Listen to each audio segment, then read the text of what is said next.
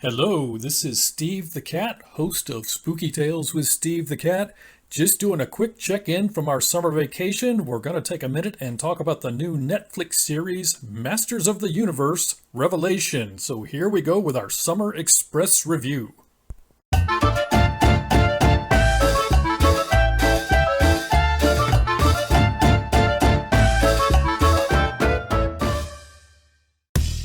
Okay, so let's get right into this. Masters of the Universe Revelation. This is a Netflix original 2D animated 6-episode series on Netflix, produced and written by Kevin Smith. And if there are 3 words that should strike the fear into anyone's heart, it is written by Kevin Smith or produced by Kevin Smith. I'm going to warn you right up front. Spoiler alert, normally I try not to give spoilers away, but it's impossible to discuss this show with any substance without giving away some huge spoilers, and frankly it's stuff that happens in the first episode anyway, so it's not that big a spoiler. But if you really want to watch this unsullied, please stop now. Otherwise, listen on. So, bottom line up front, this series is terrible. Actually, it's worse than terrible, because just saying it's terrible leaves open the possibility that somebody made a legitimate attempt to make something good and simply failed in execution. Masters of the Universe Revelation is an atrocity in the same way Star Wars The Last Jedi was an atrocity. It feels very much like it was created by people who hated the original story, hated the fan base of the original show, and wanted to destroy it so they could build something completely different and punish the fans for having liked something that they despised. I don't want to try to read Kevin Smith's mind, so I'm not going to try to divine his intentions. I'm certainly not going to spend valuable moments of my own life reading anything he has to say about why he did what he did, because God, that man loves to talk about himself. What a shameless self-promoter. But to an objective outside observer, it really feels like an attack on the original. So let's get into a summary of this. Before we go any farther, let me do a full disclosure here. I am a little bit too old to have grown up watching the original He-Man series. So the original series was not part of my childhood. Obviously, I was aware of it. I was aware of the basics of the storyline. I was aware of the characters. But it wasn't a formative experience of my youth in the same way as something like Star Wars or something like Halloween on the horror movie side of things. So I went into Masters of the Universe Revelation with what I thought was a pretty good position to objectively observe the new series, without any kind of personal stake in it. I didn't really have a dog in the fight. I didn't really go into it with expectations one way or the other about it. I went into it with my needle kind of straight down the middle on whether I was going to enjoy this or not. So the new series picks up after the original cartoon from the 1980s with the same overall cast of characters. So this is not a reboot. This is not an alternative history. It's not a multiverse, different storyline with the same characters kind of thing. So for about the first 2 minutes, it feels like it's going to be an expansion upon the original storyline from the original series. Skeletor and the Evil-Lyn attack Castle Grayskull. He-Man and the Sorceress defend it. Then Skeletor's troops show up, and then Eternia's troops show up, and action ensues. And then suddenly we find out that Castle Grayskull isn't really Castle Grayskull, it's something else, and it's the hiding place for something else that can grant godlike powers, which Skeletor, of course, is trying to steal. And, of course, things get out of hand, and moments later there's an explosion, and all of the magic in Eternia is destroyed. And, oh, by the way, He-Man and Skeletor are dead. Yes, the new Masters of the Universe series, the first new stories in 4 decades, which coincidentally shows He-Man and Skeletor in all the promotional artwork, kills off the lead characters in the first episode, and it goes downhill from there, if that's possible. You get a team of side characters off on an expedition to try to restore magic to Eternia, a journey which, of course, manages to kill off even more of the characters from the original series. And as bizarre as that sounds, the story is weirdly predictable and just run-of-the-mill, and the last episode ends with a completely ridiculous twist and cliffhanger, and you will want to throw your remote at the TV by the time it is all over. Alright, they say if you can't say anything nice, don't say anything at all. Now, I will not follow that advice entirely, but I will at least say nice stuff first. So let's talk about what I liked about this before we get into the stuff that I didn't like. Number one, the quality of the animation is terrific. This is a 2D animated show. It is not 3D computer animation. I am a huge fan of 2D animated movies. I wish there were more of it, but with the economics of filmmaking being what they are, it just seems to be easier to do 3D animation, and there is some 3D animation mixed into this, but it's not overwhelming, so visually this series is terrific. Number two, I enjoyed the fact that Sarah Michelle Gellar is one of the leads in this show. She does the voice of Teela, one of the lead characters who kind of becomes the lead character after they kill off He-Man. And, okay, so maybe not my favorite character, maybe could have been written a little better, but nothing to do with Sarah Michelle Gellar's acting. I'm just a huge fan of her. Obviously, she played Buffy in Buffy the Vampire Slayer. Just a big fan, so I was happy to watch it to the end just to show some support for her. I want to do a review of a horror movie with Sarah Michelle Gellar just so I have an excuse to add her to our Scream Queen Hall of Fame because we just love her. Finally, number three, stuff I liked about this. It's only 6 episodes, so it's over quickly. That's it. That's really the only good stuff I have to say about this. Okay, so having talked about the stuff that I did like, let me talk about the stuff I did not like about Masters of the Universe Revelation. Number one, as I said before, I am an objective outside observer with no personal stake in the original He-Man series. I did not grow up watching it, so I don't really have strong feelings about it one way or another, but even to me, this came across as an outright attack upon the original series and the people who grew up watching it, and it reminded me very much of the 2017 Star Wars movie, The Last Jedi. Now, for those of you who are not Star Wars fans or don't understand what the controversy is about The Last Jedi, let me see if I can boil it down for you simply. The Last Jedi was made by people, writers, producers, and a director who hated the original Star Wars, hated the Star Wars universe, hated the Star Wars fan base, and wanted to see it punished and torn down and destroyed and turned into something completely different. And understand, that is not my opinion. That is not me describing their actions. They made no bones about this. They said it outright. The writers of Star Wars The Last Jedi, these were women who literally had posters of Star Wars in their office with big X's on top of Luke Skywalker because they thought he represented the patriarchy and therefore must be destroyed. So you had people who set out not to make a new story in the Star Wars universe, but to completely wreck what had already existed. And okay, I understand that you've got movies that came out in the 1970s. I understand that in 2017, you want to add more female characters, you want to add characters from other ethnicities, and everybody's okay with that. Believe me, the Star Wars fan base is going to view this as, hey, the water's great, come on in, we're great, we're happy to have everybody come aboard and join. But no, that was not enough for Rian Johnson and the creators of Star Wars The Last Jedi, because they were not about creating something new. They were not about building upon what already existed and bringing in more people. They were more interested in punishing the people who were fans of something that they considered problematic. It wasn't an exercise in creativity. It wasn't an exercise in opening up the Star Wars universe to an even broader fan base. It was an exercise in vengeance upon people that they felt were wrong.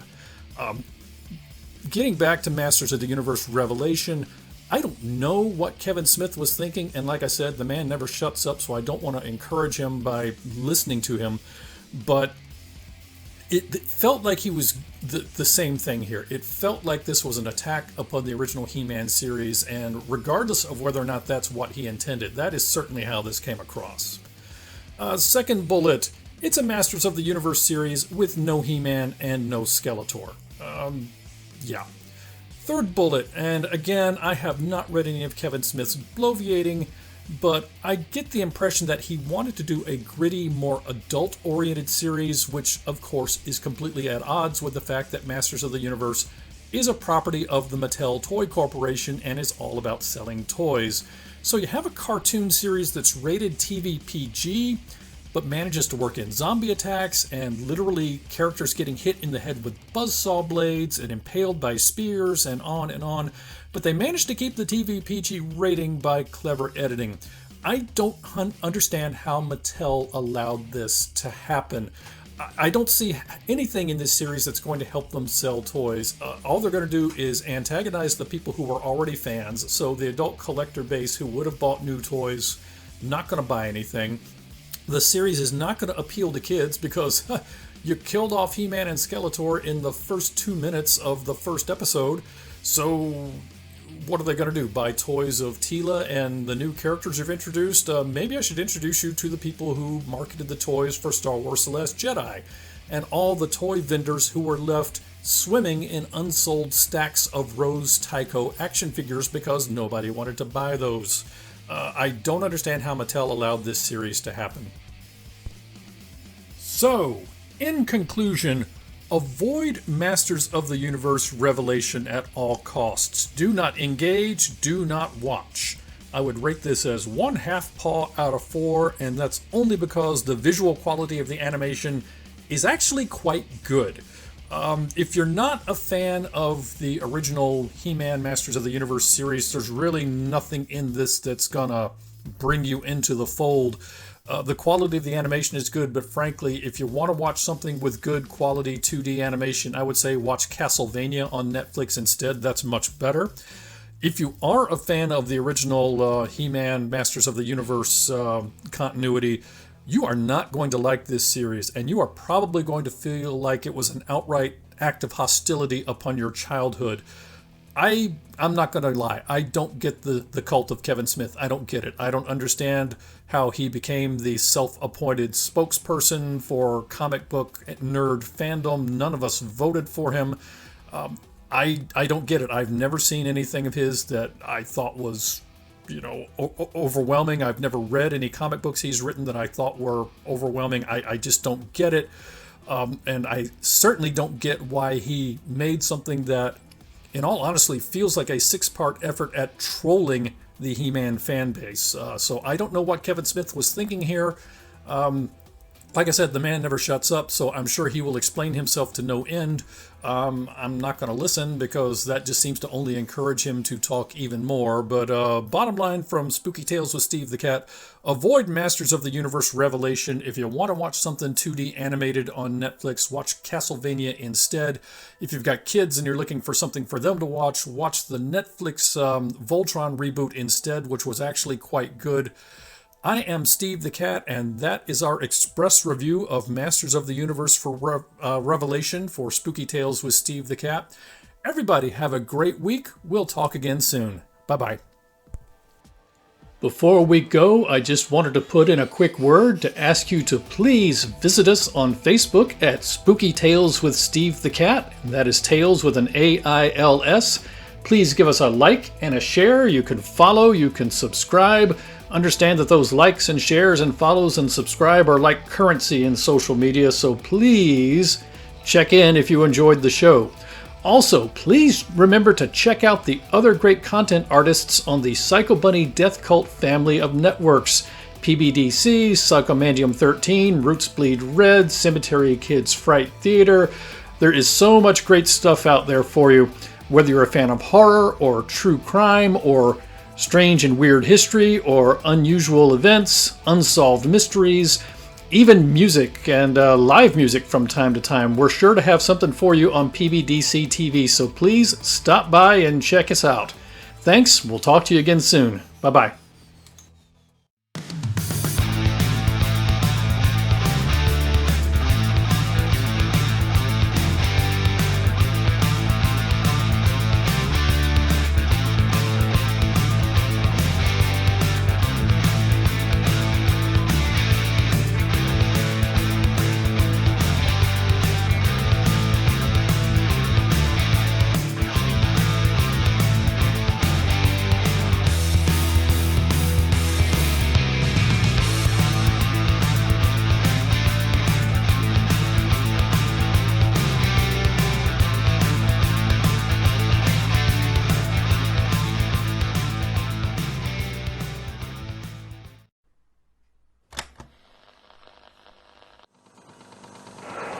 This is Mikey from Out of the Ordinary, and you're watching PBDC TV.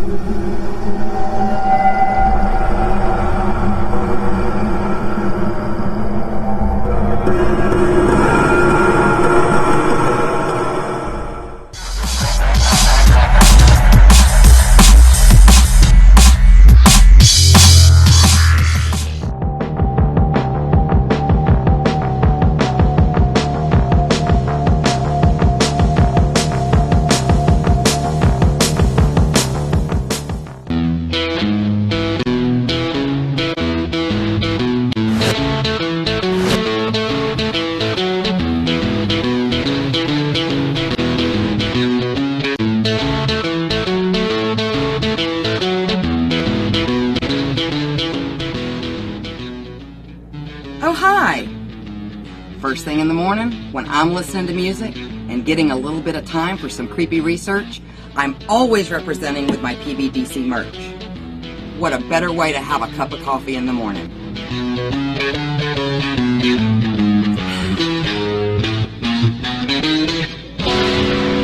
Don't forget to check out our other cool merch at rootsbleedred.com. That's rootsbleedred.com. This is Professor Edgar Fluffosaurus from Spooky Tales with Steve the Cat, and when I'm not hosting Monster Chat or knocking down small Japanese cities, I'm watching PBDC TV. Now back to the show.